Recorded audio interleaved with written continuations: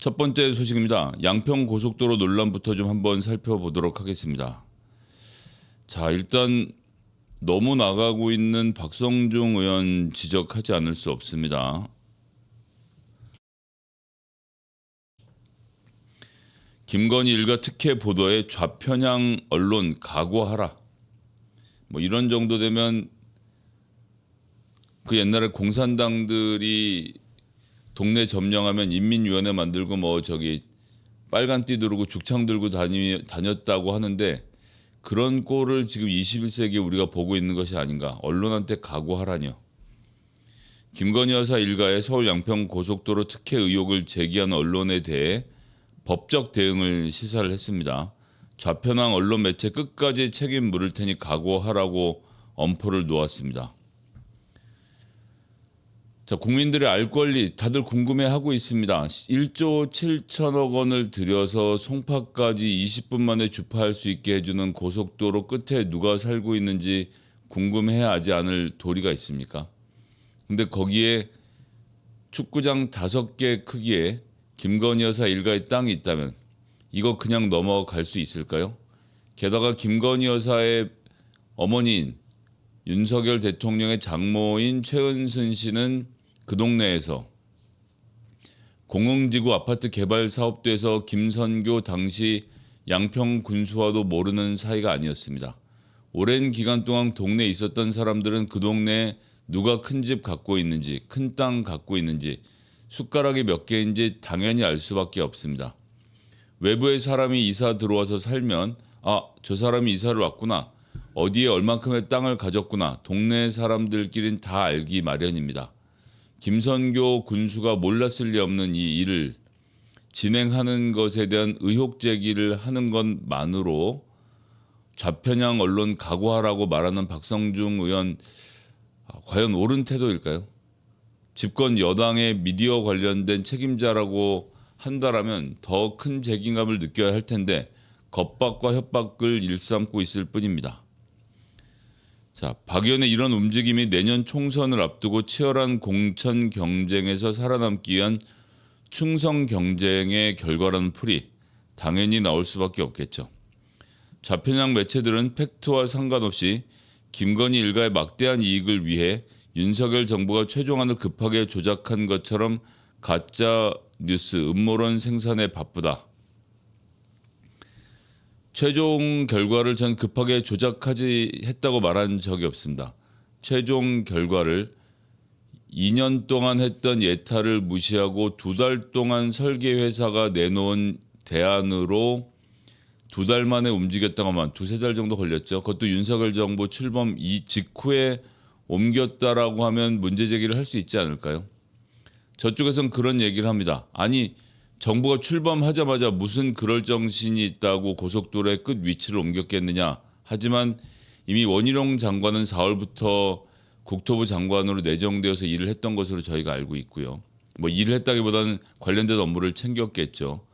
더욱 중요하게는 조금 전에도 설명드렸지만 2006년부터 2018년까지 12년 동안 김선교 그 당시에 국민의힘 의원이 12년 동안 군수를 하면서 동네 사정을 뻔히 알고 있었습니다. 거기에 많은 땅을 갖고 있는 최은순 씨, 그 동네에 살고 있는 거 알고 있었고요. 누차 말씀드리지만 양평에 아파트 개발을 하면서 김선교 군수가 몰랐을 리 없습니다. 그래서 김선교 의원이 윤석열 대통령을 지칭하면서 윤 대통령이 나에게 야 김의원 내가 당신만 보면 미안해 라고 말했다라고 공개적인 자리에서 언급을 하지 않았겠습니까? 그런 김선교 의원이 대통령 당선 직전부터 계속 이 문제와 관련돼서 움직여서 3월에 대통령이 당선되고 나서 7월까지 한 4개월 정도 기간 동안 저 위 양서면에 있던 종점을 쭉 강상면까지 끌고 내려오는데 무슨 역할을 하지 않았을까요? 본인 입으로도 2022년 8월에 대정부 질문을 통해서 종점을 변경하려고 했던 것이 본인이라고 설명하는데 문제는 12년 동안 군수를 했기 때문에 그 종점의 변경으로 어떤 사람에게 혜택이 돌아갈지는 김선교 군수는 그리고 그 당시에 국회의원은 잘 알았을 것이라는 추정을 저는 하고 있는 겁니다. 그 추정이 맞는지 틀리는지에 대해서 답변하기 위해선 2년 동안 기재부가 결정했던 원래 노선을 왜 4, 5개월 만에 급박하게 바꾸게 됐는지 과정을 차분하게 설명하면 될 거 아닙니까? 무슨 괴담이니 어쩌니 떠들지 말고. 박성중 의원은 현재 좌편향 언론 매체 가짜뉴스 데이터를 모두 수집 중이고 허위사실을 유포한 언론사에게 민형사상의 책임을 묻겠다라고 얘기했습니다. 자, 박성중 의원의 이런 발언에 대해서 윤재욱 원내대표 어떻게 생각하냐고 물어보니 지도부와 상의한 건 아니다라고 발을 뺐습니다. 근데 더 놀라운 것은 박성중 의원은 회의 뒤 원내 지도부에 보고를 했고 지도부가 적극적으로 대응하라고 말했다. 입만 열면 거짓말들하고 누가 누구 말이 맞는지 자기들끼리도 검증이 안 되는 지경으로 만들어 놓고 일을 하고 있는 것입니다. 자, 박 의원이 구체적인 근거 없이 정부 비판 기사를 사악한 가짜뉴스로 낙인 찍었다는 것이죠. 종점 생기면 땅값은 무조건 올라서 김건희 여사의 12필지가 노른자 땅이 된다. 한겨레 신문 보도. 양평 땅 부자 휘파람 해서 구체적으로 그림 보시면 양근대교를 건너고 나면 쭉 땅에 이렇게 붙어 있지 않습니까? 그런데 자, 최은순 씨가 또 했던 사업 중에 뭐가 있죠? 양로병원이 있습니다.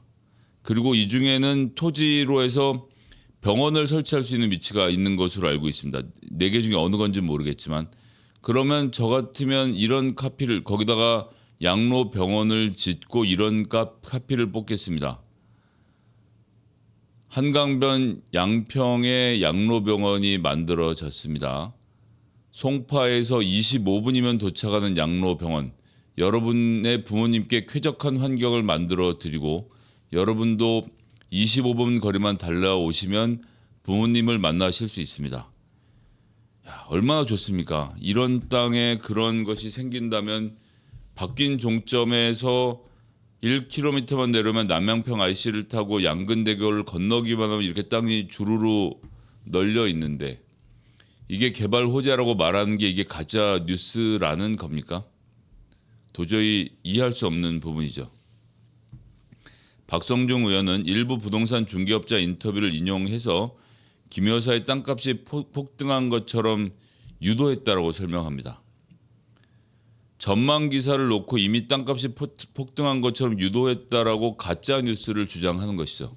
가짜 뉴스 유포자는 박성중 의원이라고 한겨레 신문은 전하고 있습니다. 경향신문의 보도도 마찬가지고요. 언론의 의혹 제기에 대해서 여당과 정부는 하나씩 소상하게 해명하면 됩니다. 니네들 가짜 뉴스 만드니까 내가 민형사상으로 처벌할 거야. 그럼 언론이 고개를 숙이겠습니다. 참도. 숙인 언론사도 일부 있겠지만 이번 건을 그냥 넘길 수 없다라고 생각하는 언론사들의 저항은 점점 더 거세질 것이고 언론사에게 육모방망이 몽둥이 찜질을 하면서 피를 튀기고 있으면 대통령이 잘했다고 공천 줄 거라 생각하는 일부 의원들, 국민들, 유권자들이 그 뒤에서 그 학살의 현장을, 그 몰매의 현장을 지켜보고 있음을 잊어서는 안 됩니다. 자, 경찰은 김건희 양평 땅 의혹을 제기했던 이해찬 대표에 대해 수사를 시작을 했다고 합니다. 전북 전주에서 열린 당원 행사에서 윤 대통령은 처가 땅을 투기해 놓은 곳으로 서울 양평 고속도로 노선을 변경해 부당한 이득을 취하겠다라는 취지의 주장을 했다는 거죠. 지금 대부분의 경우에 사실로 드러나고 있는데 경찰이 수사해야 되는 곳은 김선교 의원과 원희룡 장관과 최은순 씨와 김건희 여사 일가 아닙니까? 왜 이 문제로 이해찬 대표를 수사를 하면서 옥죄는 겁니까? 있을 수 없는 일들이 벌어지고 있다라고 생각합니다. 주시해서 보면서 이와 같은 여당의 프레임 전환에 강력히 맞서야겠습니다. 이상 첫 번째 소식 마치도록 하겠습니다.